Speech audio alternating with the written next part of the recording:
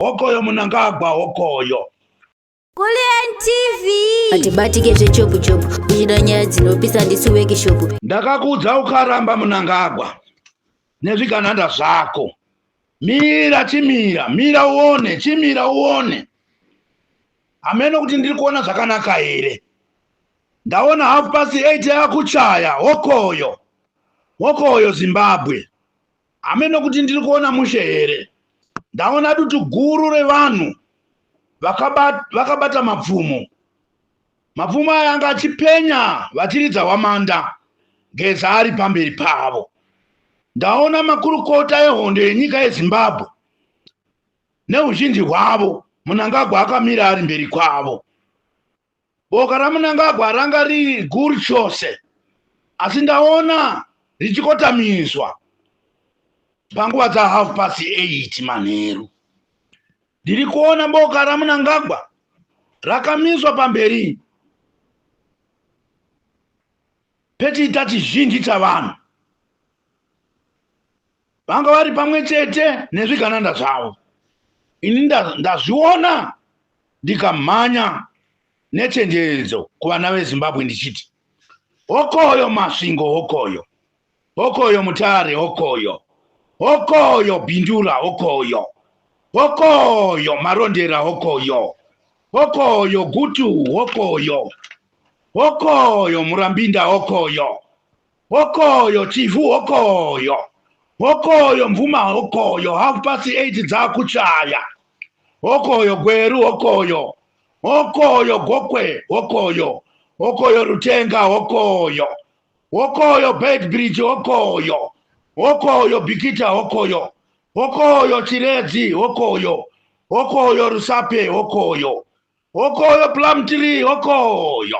8:30 dzamanheru dzakusvika. Okoyo Harare okoyo. Okoyo Chitungwisa okoyo. Okoyo Mutorasanga okoyo. Okoyo Mutoko okoyo. Okoyo Buruwayo okoyo. Tiza noupenyu hwako. Okoyo Zimbabwe okoyo. Okoyo, okoyo, okoyo Mnangagwa okoyo. 8:30 yakuchaya. Ndazodana Chamisa ndoti, Chamisa sunga dzibate, sunga bhanire tiende. Mira semurume. Ridza hwamanda yako, umire nageza. Nguva yakwana. Ndatanga kuchema ndichiti 8:30 yamanheru yakuchaya. Vanonzwa shona inzwai ndati 8:30 yamanheru yakuchaya.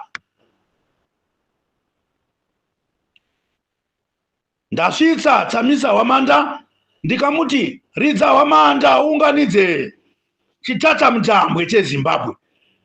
Ndiri kuona shiri chena dzakawanda dzichibhururuka dziri mumashure kwaChamisa. Ndiri kuona moto muzhinji, ameno kuti ndiri kuona mushere. Ndanzwa Geza odaidzira achiti, tsuro negwenzi, ameno zvinorevei. Ndati okoyo Zimbabwe okoyo. Vanhu vazhinji vada kuramba vagere nokutya uye nokugara.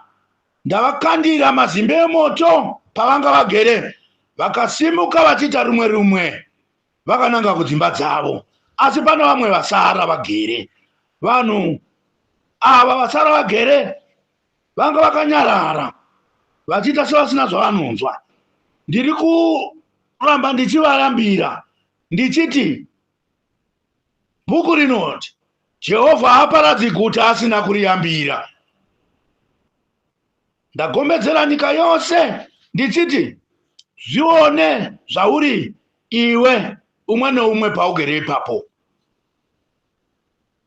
Mota yaunayo ndeimwe chete. Zvino ikatsva unoiwana ipi imwe yacho. Upenyu hwaunahwo ndehumwe chete. Zvino ukahurasikirwa nahwo unozohwanepi? Makumbo aunawo maviri oga. Akavhunwa unozomawanepi? Kasitoro kaunako ndekamwe chete. Zvino kakalutwa unosara nei? Kasitoro kaunako ikako kakapiswa unosara nei? Kabhazi kaunako ndikamwe chete, zvino kakapiswa unosara nei? Mwana anoshanda une umwe chete, zvino akarasikirwa neupenyu unozoshandirwa nani? Musanyengerwa nezvigananda, uchishandiswa seupoteri nezvigananda. Ibva pachigananda, ibvapo. Pepuka mwana weZimbabwe, pepuka. Tsoro negwenzi ari kutaura Geza. Haunzwi neiko iwe? Ndati 8:30 yakuchaya. Uneko kuzorapwa here kana watsva nemoto wa 8:30 uyo? Kutaura kwanyanya. Vana veZimbabwe vataramba zvokutaura. Vana veZimbabwe vati famba tiende, isu tava ready, takuda kutofamba tiende. Watsunga here hama yangu, watsunga here kushandiswa nechigananda sebako routiziro? Tiza chigananda, titize. Ndanguva ndabvira kukuudza kuti tiza chigananda. Ndatanga kuchema ndakatarisana naChamisa. Ndichitiko kuchakuzova riniko mwana wenyika yeZimbabwe achitambura? Simuka Chamisa, simuka. Mahovheti auya kukubatsira iwe Chamisa, simuka. Ukatadza kusimuka apa uchazosimukizve. Wamirireiko? Kotsera nyika yese iungane. Simba takakupa wani Chamisa. Zvaunoda takakwirirana wani kuti tinokupa. Mira somurume Chamisa, mira somurume. Vana vedu uye wava wedu uye tava vako. Mira somurume ununure nyika.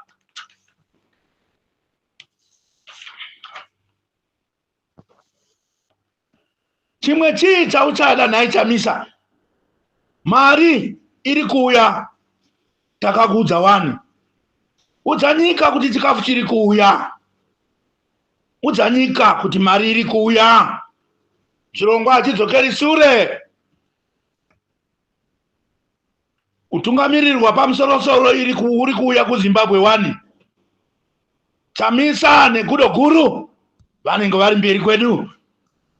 Nyoka yemabhunu Nyatsimba Mutota vanenge vachitevera. Geza achipedzisira achigeza nyika. Wamirirei mwana weZimbabwe, wamirirei.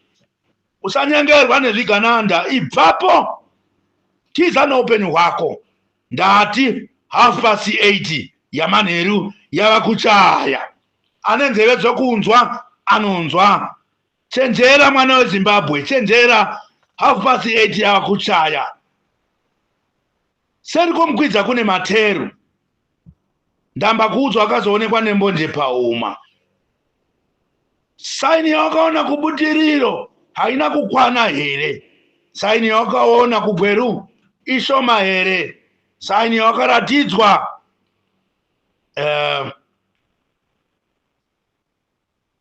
ishoma here muZimbabwe? Terera 8:30 yakuchaya. Simuka mwana weZimbabwe, simuka. Ziva paumire mwana weZimbabwe. Cheuka uone gudo. Hondo yako inorwirwa negudo, richitungamirirwa nengirozi yaMwari. Isu vanasoro dzena tichi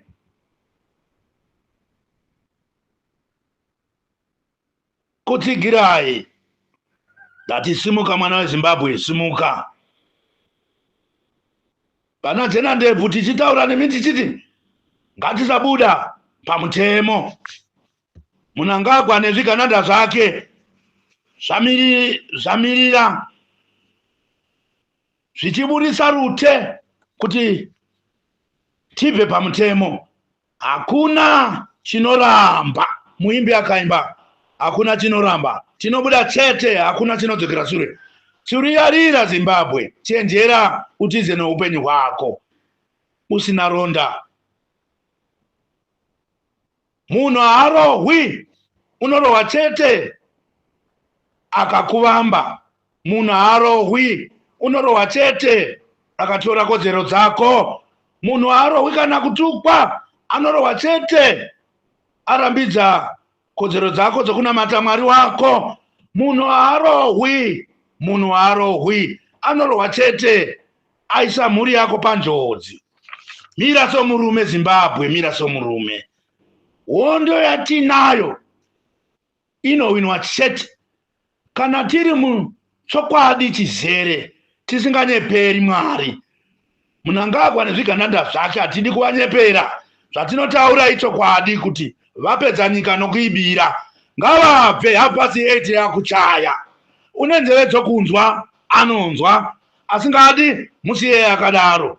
Ari muHarare musiye yakadaro. Rushinga asingadi kuteerera musiye yakadaro. Gweru asingadi kuteerera musiye yakadaro. Vana Sorojena vataura 8:30 yakuchaya. Hezvoko iwe mira panzvimbo. Zvigananda zvavakutiza. Ndinoti hezvoko zvigananda zviya zvavakutiza. Hecho ndachiona icho chatinoti chiviolet chichitiza. Ngatimire. Musatireka chimbusumudza dzeti zvachose 8:30 yakuchaya. Usatiza iwe chigananda, mira. Wakati unozvigona yava tsuro negwenzi, mira. Usatiza, mira uone. Zimbabwe yako uya zvino yatsamwa 8:30 yakuchaya. Ane nzeve dzokunzwa wanzwa. Tsuro haiponi rutsva kaviri.